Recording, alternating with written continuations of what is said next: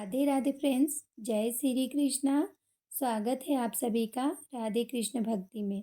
आज की इस वीडियो में हम जीवित पुत्री का व्रत की कथा सुनेंगे।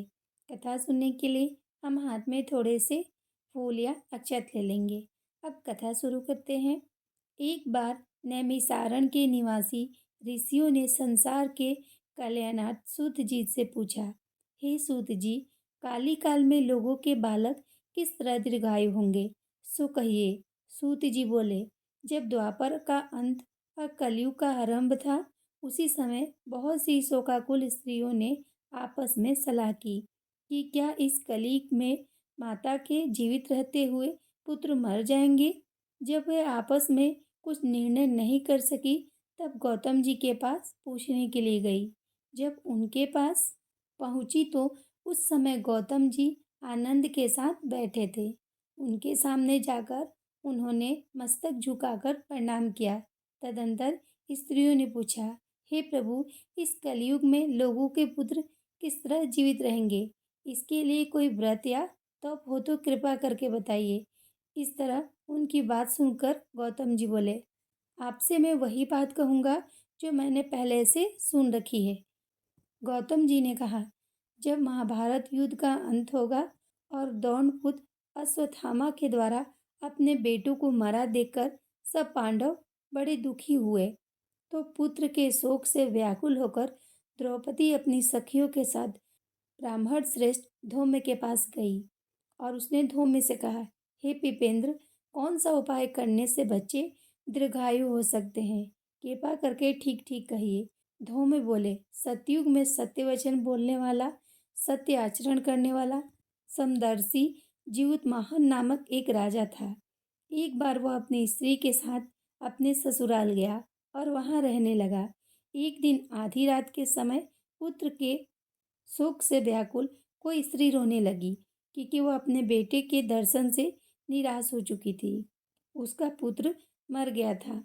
वो रोती हुई कहती थी, हाय, मुझ बूढ़ी माता के सामने मेरा बेटा मरा जा रहा है। उसका रुदन सुनकर राजा जीवतवाहन का तो मानो हृदय विदीर्ण हो गया। वह तत्काल उस स्त्री के पास गए और पूछने लगे, तुम्हारा बेटा कैसे मरा है? बूढ़ी औरत ने कहा, गरुड़ प्रतिदिन आकर गांव के लड़कों को खा जाता है। इस पर दयालु राजा ने कहा, माता, अब तुम रो मत, आनंद से बैठो। मैं तुम्हारे बच्चे को बचाने का यत्न करता हूँ। ऐसा कहकर राजा उस स्थान पर गया जहाँ गरुड़ आकर प्रतिदिन मांस खाया करता था। उस समय गरुड़ भी उस पर टूट पड़ा और राजा के शरीर का मांस खाने लगा। जब अतिशय तेजस्वी गरुड़ ने राजा का बायां अंग खा लिया तो झटपट राजा ने अपना दाहिना अंग फेर कर गरुड़ के सामने कर दिया। यह देखकर गरुड़ जी ने कहा, देव योनियों में तुम कौन हो? तुम मनुष्य तो नहीं जान पड़ते। अच्छा, अपना जन्म और कुल बताओ। पीड़ा से व्याकुल मन वाले राजा ने कहा, हे पक्षीराज, इस तरह के प्रश्न करना व्यर्थ है। तुम अपनी इच्छा भर मेरा मांस खाओ। यह सुनकर गरुड़ रुक गए और बड़े आदर से राजा के जन्म और कुल की बात पूछने लगे। राजा ने कहा, मेरी माता का नाम सव्या और मेरे पिता का नाम शालिवाहन है। सूर्यवंश में मेरा जन्म हुआ है और जीवतवाहन मेरा नाम है। राजा की दयालुता देखकर गरुड़ ने कहा, हे महाभाग, तुम्हारे मन में जो भी अभिलाषा हो वह वर मांगो। राजा ने कहा, हे पक्षीराज, यदि आप मुझे वर दे रहे हैं तो वर दीजिए कि आपने अब तक जिन प्राणियों को खाया है वे सब जीवित हो जाए। हे स्वामी, अब से आप यहाँ बालकों को ना खाए और कोई ऐसा उपाय करे कि जहाँ जो उत्पन्न हो वे लोग बहुत दिनों तक जीवित रहे। धौम्य ने कहा कि पक्षीराज गरुड़ राजा को वरदान देकर स्वयं अमृत लाने के लिए नागलोक चले गए। वहां से अमृत लाकर उन्होंने उन मरे हुए मनुष्यों की हड्डी पे बरसाया।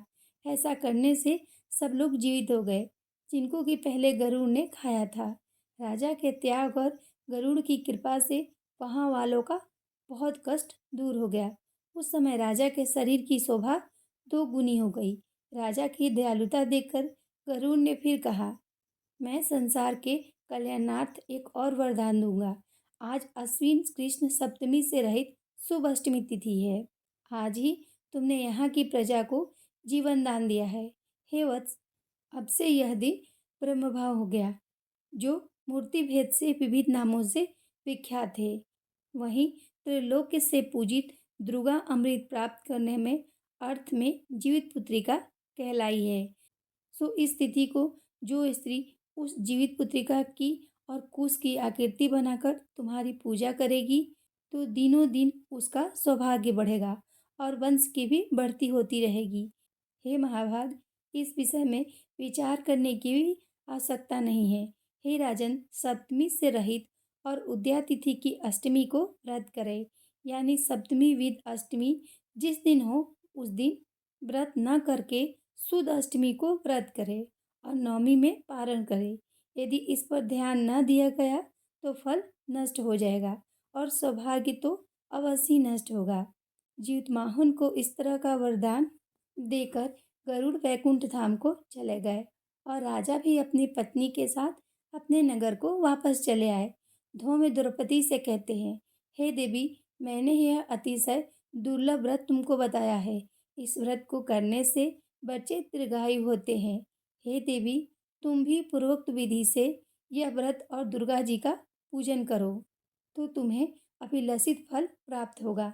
मुनिराज धौम्य की बात सुनकर द्रौपदी के हृदय में एक प्रकार का कौतूहल उत्पन्न हुआ और पूर्णवासी स्त्रियों को बुलाकर उनके साथ यह उत्तम व्रत किया।